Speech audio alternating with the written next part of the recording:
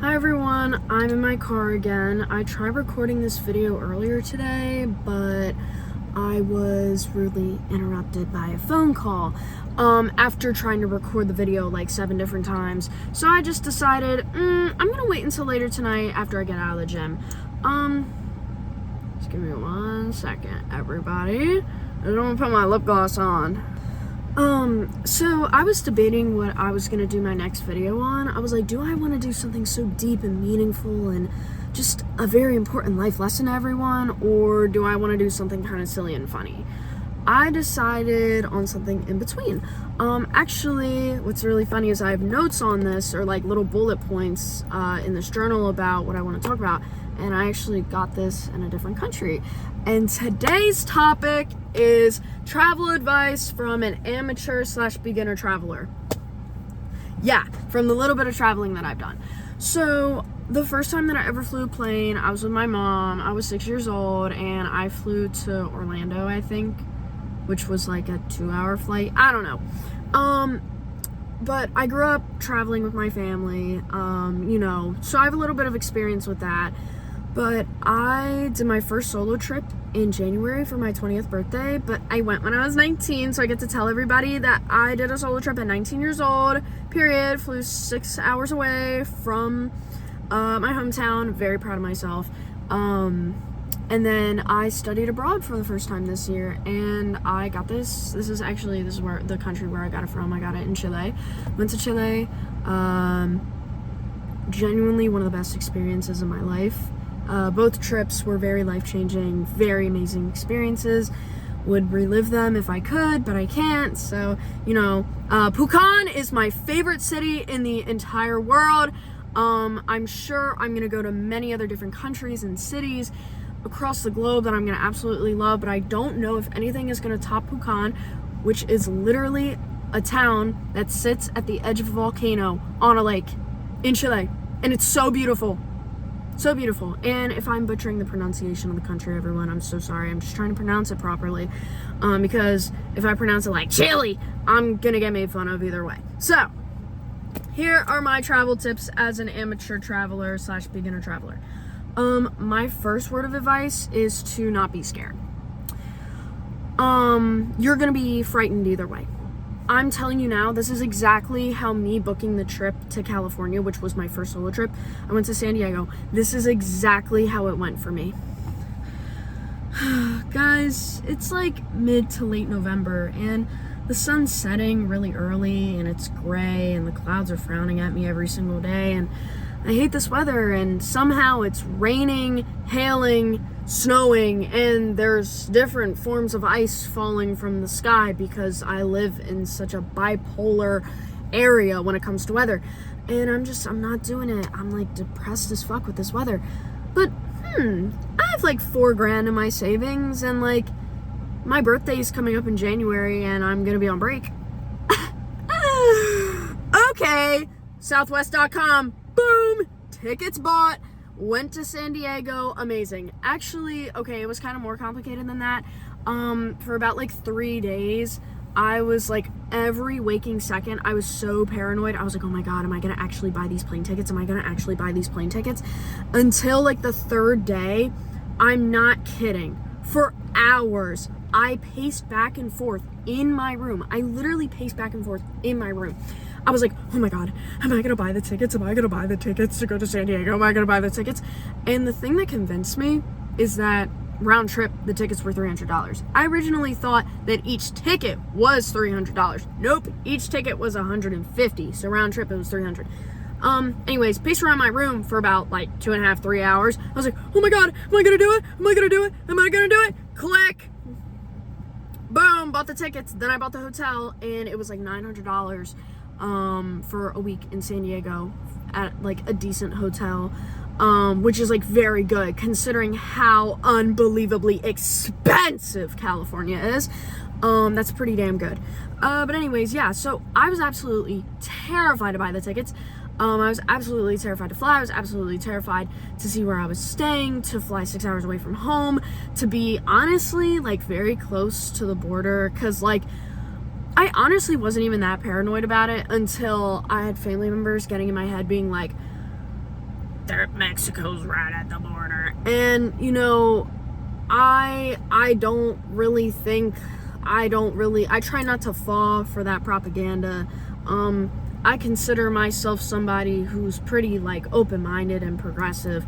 But unfortunately, some of the things that my family members were saying did get to my head a little bit. Had a panic attack before I left for the airport, actually. Not fun. Anyways, so completely understand if you're scared. And honestly, the two main reasons that I was scared was because there were so many family members in my ear making me paranoid as shit, and I was so terrified of getting in trouble with my family in the first place.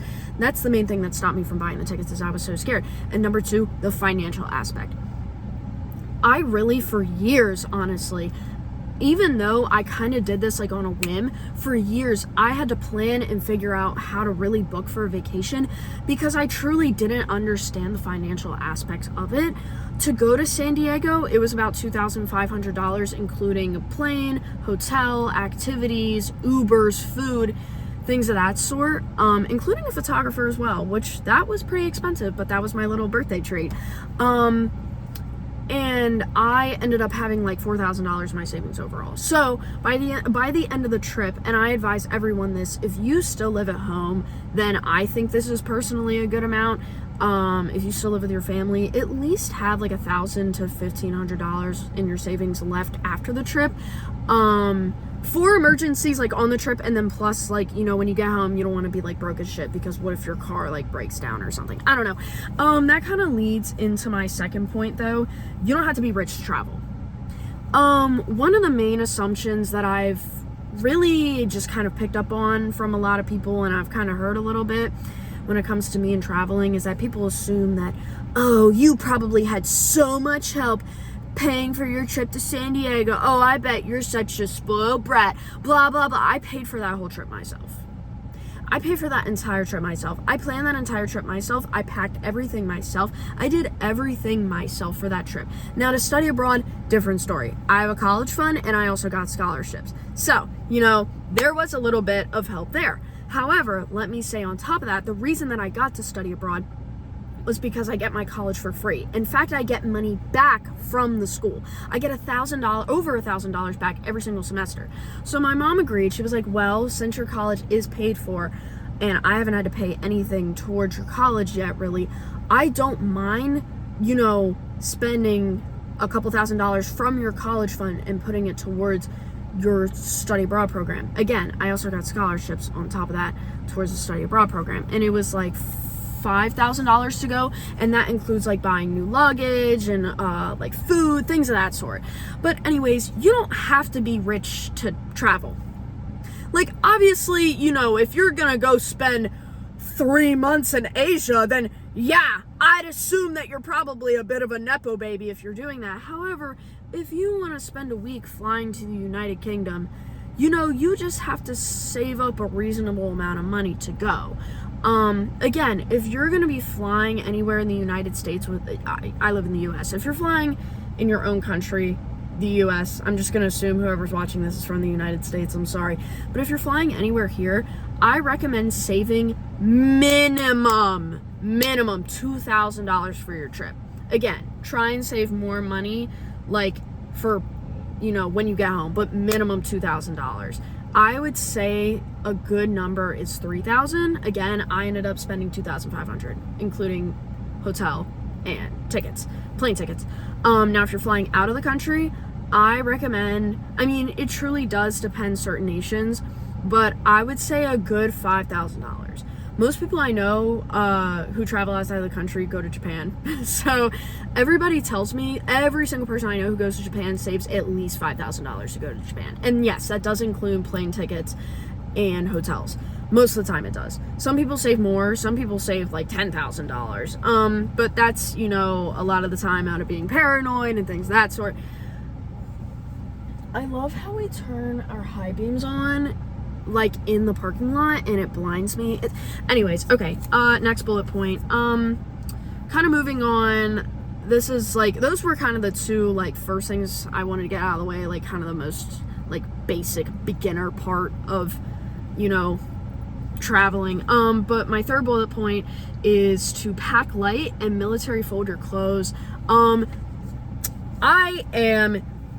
Trust me, I am bougie and pretty as fuck. I love to take care of myself. I love to wear nice outfits. I love to have good looking hair. I love to style myself. I love to wear makeup. I love to do my skincare. Trust me, I am somebody who has historically overpacked for ages. But let me tell you something. The secret to getting all your shit packed into 2 suitcases, because I'm going to tell you this now, you are not going to only bring listen to me, you are not going to only bring a carry-on. You are going to bring a carry-on and a checked bag. You're going to bring both. And on top of that, bring a purse with you. Sometimes certain airlines will tell you, oh, is your purse, like, that has to be able to fit under your seat. Like, actually, we don't even have the option to fit that under your seat. So I recommend when you are bringing a carry-on, leave a little room on the top of your bag, because sometimes they'll tell you that you can't bring that extra piece of luggage with you, because you don't have enough room for it. Anyways, that's a story for a different day. But my trick when it comes to packing light, the number one thing that takes up my space, my suitcases, oh my god, this guy in his high beams. The number one thing that takes up space in my suitcases is my clothes. So what I recommend is, first of all, military folding in general. That's basically, you don't fold things in like a square shape, which I feel like most of us do. You roll your clothes instead, which ends up saving you a lot of space. However, that's the number one thing that people do. What I also advise you to do, if you are packing underwear, bikinis, crop tops, like anything that's kind of smaller, like shorts, leggings, things that don't take up as much space and aren't as bulky, I recommend you fold those items within other items, if that makes sense. So let's say you have 2 crop tops. You fold the smaller crop top inside of the bigger crop top, and then fold those 2 crop tops inside of like a big t-shirt. That's what I recommend you do. That's honestly been one of my saving graces. I always fold my underwear all together into one giant pile when I travel. It's great, works very efficiently, has always done me very well. Recommend it to everyone. Okay, number 4. I do not care where you're going. Oh, well, like, I'm literally going to Norway, and they're like a first world country, and like, you know, I think it's so safe and great and perfect. Don't drink the damn water. I don't care where you're going. Okay, maybe Norway is a stretch. There's like a few countries where maybe you're okay to drink the water. However, even in the United States, if you are traveling in the U.S. and you live in the U.S., I swear to God, if you live outside of the U.S. and you're coming to the United States, do not drink the water. I'm sorry, but we have a psychopath for president. He is stripping away every single environmental protection that we have embedded in our legal system right now. Do you really think our water is the cleanest right now? Hell no. If you, for the past like decade, ever since I was a kid, all I've seen, California's in a drought, their faucet water is literally turning like black. I don't care where you go. I don't even drink the tap water where I live. And I live in a pretty progressive area. I live in an area where it rains a lot, so it's not like we go in droughts very frequently, but that honestly doesn't mean shit to me anymore. Do not drink the water, no matter where you go. Honestly, just don't drink tap water in general. Just don't do it. Don't do it. If you're traveling in the United States, don't drink the tap water. Just don't do it. And don't drink the tap water anywhere else. Now, when I went to South America, I went to Chile. I have done so much research on Chile. That's why I wanted to go in the first place. One of the first things that drew me in is that they have a really good water filtration system, which stands out compared to a lot of Latin America, because a lot of Latin America has issues with their drinking water. So that honestly kind of drew me in, because I was like, oh, what other factors do they have that are really good and healthy about their country? And that's what made me want to go to Chile first, because they have a pretty okay government and like an okay living system. And also, they're a beautiful nation. I love you, Chile. I love you so much. I miss you. I miss this country. Oh my God, I'm getting so dramatic. That's okay. That's what makes videos entertaining, is when you're loud and dramatic. Anyways, don't drink the water no matter where you go. But what I was going to say, I did end up brushing my teeth with the tap water in Chile, but again, I had done previous research, and I was fine. Literally nothing happened to me. Just don't drink it. Just don't drink the water. But, like, I think certain countries, like, as long as you do your research, you can, like, brush your teeth and, like, you know, you won't die. Like, you're gonna be fine. But just don't drink the water. Anyways, fifth bullet point, I'm gonna start losing track of the numbers. Fifth bullet point, watch for pickpocketers and please bring the proper bag. So, I don't care what country you're in. I don't care where you are. People lie and stereotype, and also let me just say people are racist as fuck. If you go somewhere in Europe and you're fully convinced, oh no, Europe is literally so civilized, I would never get pickpocketed. I actually know people who genuinely are like, oh my god, I just know you're more likely to get pickpocketed. Oh my god, you're going to South America. I just know you're gonna get pickpocketed. I just know you're gonna get pickpocketed. Oh, where have you traveled? France, Spain, Portugal, Belgium, the Netherlands. This is everyone's reminder that France, I'm pretty sure it's France and like a couple other European countries are the pickpocketing nations of the world. Paris is the pickpocketing city of the world. Pickpocketing capital of the world, I should say. So for the love of God, I don't care where you're going. I don't care if you're going to the scariest, sketchiest part of the planet or you're going to the place that everyone says is so safe. Watch out for pickpocketers. Please, for the love of God. I recommend, this is what I wore, and it did me so well. Wear a, it's kind of like a fanny pack. It's a, oh my god, it's like, it literally hangs against your chest. It's like one of these. It like straps against your chest like this, sits there the whole time. I recommend when you walk around the city, kind of holding your hands close to it so nobody can like reach over and like unzip your pocket and steal your passport and your wallet. Crossbody bag. Bring a crossbody bag that sticks very close to your body, okay? Something in front of you that you can see. So if somebody tries to grab something, you can kind of quickly like move and flinch and like maybe like hit them a little bit. I don't know. If you're from the United States, then maybe you're gonna pull what that girl pulled in Italy and beat the shit out of a pickpocketer. If that's you, good for you. Anyways, okay, on to number 6. Don't pack with soft bags. This is something that I had to learn. So if it's something that's gonna go under your seat, that's fine. Or if you have like a purse, that's fine. But if it's your check bag or your carry-on, do not pack like a soft duffel bag. Pack a hard suitcase. Like pack like a, yeah. Pack something that has a hard shell on the outside, because they're gonna throw your shit around. Let me just say that. I've had shit breaking suitcases before. Number 7. Yes, number 7, do not pack instruments. I've never packed instruments personally on a plane because I've never had to. Try and avoid it at all costs, but I literally saw a video the other day of this girl who flew Southwest, and they destroyed her guitar. And if you play instruments, you know how expensive those things are. And airlines are not nice. Let me say that too. Airlines are not nice. If you've never flown before, people are mean as hell. They don't care about your stuff. Shit, if your shit gets broken, I can't lie, most people are gonna look at you, laugh in your face, and be like, good luck figuring that out. Don't pack instruments. Number 8.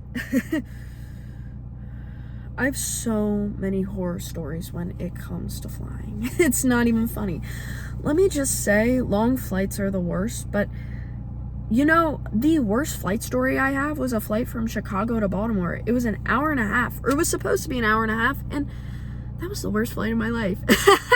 So, I was originally going to say long flights suck, but flying in general, oh my god. The worst flight I've ever had.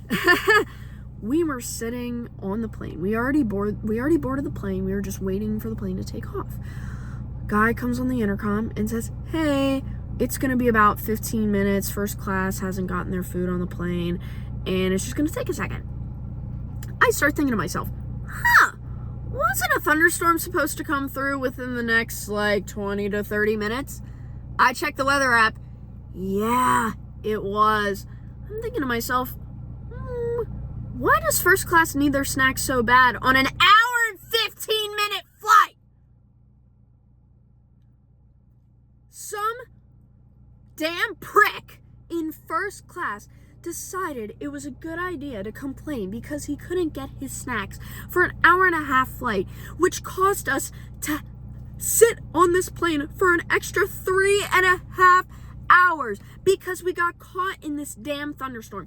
And the best part about this, if you guys don't know how weather works, weather in the northern hemisphere typically goes from west to east.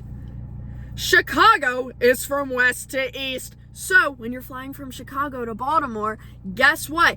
You can't just let the thunderstorm quickly pass by. You have to wait hours on end for that storm to completely get away from your plane. So after waiting for 3 hours, they just decided, we're gonna fly with the thunderstorm. We take off. Oh my God, guys, I had a migraine for an hour-and-a-half straight, and it was the worst pain I've ever experienced in my life. If you have migraines and you know that feeling and that pressure on your head, it hurts, dude. Worst flight of my life. But anyways, I was also gonna say, long flights in general, like, they are objectively much worse. The longest flight that I've ever taken was 10.5 hours. Plane was delayed. It was a whole mess. There were 4 screaming babies. It was an overnight flight. It was uncomfortable. I couldn't move my legs. My biggest tips for long flights: bring a lot of snacks, bring a pillow and a blanket, please. And also, I don't care if you think you are so safe and so fine. Oh, I just got off my period. It's not that big a deal. Bring tampons, bring pads, bring something that is going to help you in case you start bleeding. Also bring medicine, please. Bring Tylenol, bring ibuprofen, bring whatever medications you think you're going to need. Oh, also that's another bullet point that I forgot to add onto here. Bring that medication. Do not forget your meds. Because if you forget your meds, oh girl, you're out of luck. Bullet point, I don't even know what bullet point we're on. If you're traveling, I recommend learning at least some of the language of the country you're going to. So, went to South America, went to Chile. They speak Spanish. I didn't really know what was going on most of the time. The only thing that I really could say was, lo siento, no habla español. I'm not kidding. That's literally what I did. And I could kind of make out what people were saying to me after I said that, but besides that, it literally was a game of charades communicating with people. And I was with a group, thank God, so we did have, one of my friends, he speaks Spanish, so, he, translated for me, and then also some of the group leaders, spoke Spanish, so, it was fine, but please try and learn some of the language. Now, I will say, if you speak English, which I'm assuming you probably speak a little English if you're listening to me, but if you speak English, most places you go in the world now, most people, well, not most people, but at least I would say, minimum 10% of the population at least understands or can speak a little bit of English. So, you're not completely screwed in that sense. But just try and learn some of the language, please, because I looked like an idiot. And also for safety reasons, truly for safety reasons, please be careful. Next bullet point, invest in buying data for your phone outside of the country.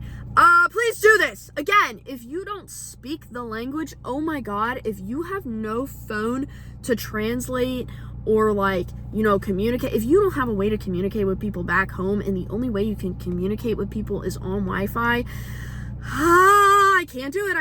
I get way too paranoid. Please try and buy data through either your phone company or another cell phone company. T-Mobile, thankfully, is what I use, and they do have a specific travel pack with Chile and a couple other nations across the globe, being oh, you have this much free data to use in this country. And that was the text message I got. They were welcome to Chile, you get 5 gigabytes of data or something for the week. And I use that up very fast, by the way, let me just say that. Haha, screenager. Oh wait, I'm not a screenager anymore because I'm not a teenager anymore. Oh, that's so sad. I'm so old.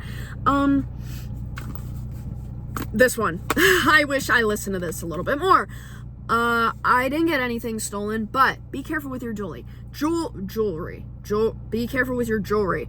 Along with, the pickpocketing bullet point, jewelry, it doesn't matter if you have earrings on, if you have rings, whatever you're wearing, piercings in your face and your nose. They literally said to us when we got to Santiago, the group leader literally said, leave all your jewelry behind. And we were like, oh, do you think it's fine to leave in things that are permanently in our body? One of the group leaders, she was like, oh, I have clip-on earrings. It's probably not that big of a deal, right? They're really small and hidden. He literally said to us, he was like, they will literally cut your earlobes off for your earrings.